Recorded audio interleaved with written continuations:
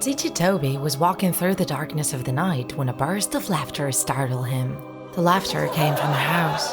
He looked out the window and could see a family celebrating Christmas. Parents looked at their children with happy faces as they opened their presents.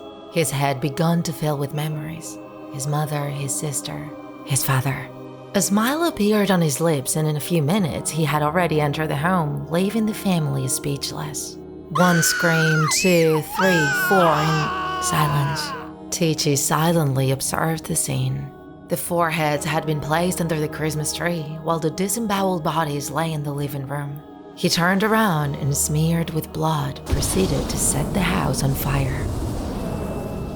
As the building went up in flames, he continued on his way, but was immediately surprised by a masked boy who lunged at him. TICCI was faster, and in one fell swoop he moved to the side.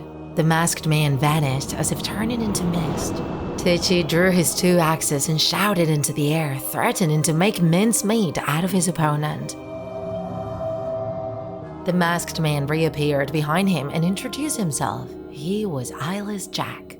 The two assassins faced each other. TICCI was on guard, while Eyeless Jack laughed confidently.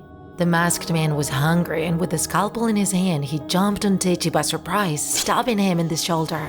Instead of yelling or complaining, TICCI grabbed his enemy's wrist roughly, causing him to drop his scalpel to the ground. He took advantage of the moment to try to drive one of the axes into his head.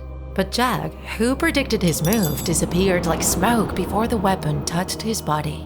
TICCI hacked at the air while Jack quickly dodged. The most he managed was to make small scratches.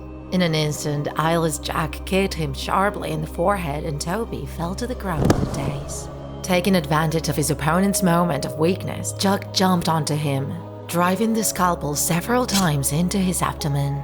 TICCI began to spit blood. He couldn't move. He felt that his end had come.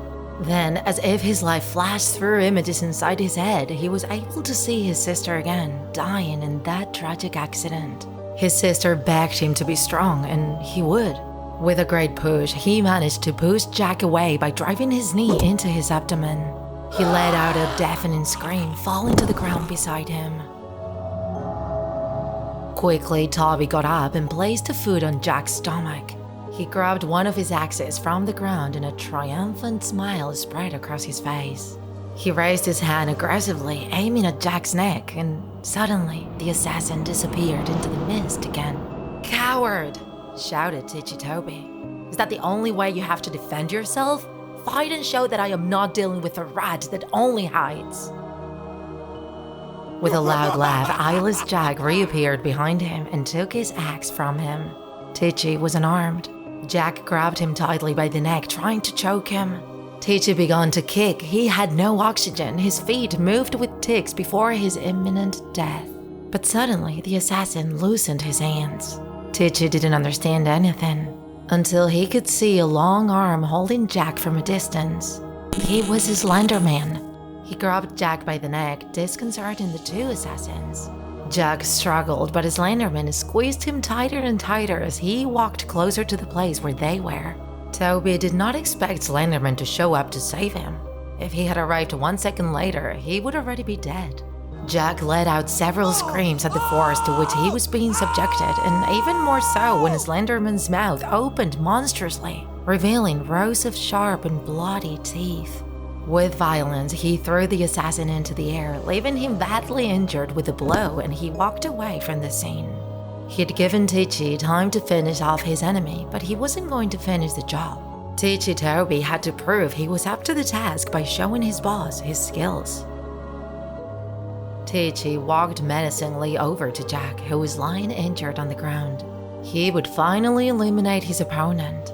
He held the axe in one hand while the other grabbed Jack's neck. He was ready for his last blow. Before Toby plunged the axe into his head, Jack looked at him defiantly and said, "I'll be back," and his body vanished. Toby was stunned by the last words. He didn't know if he had managed to kill that murderous ghost or if it had been another one of his tricks to get out of the situation and recover. He had a feeling that this battle was not over.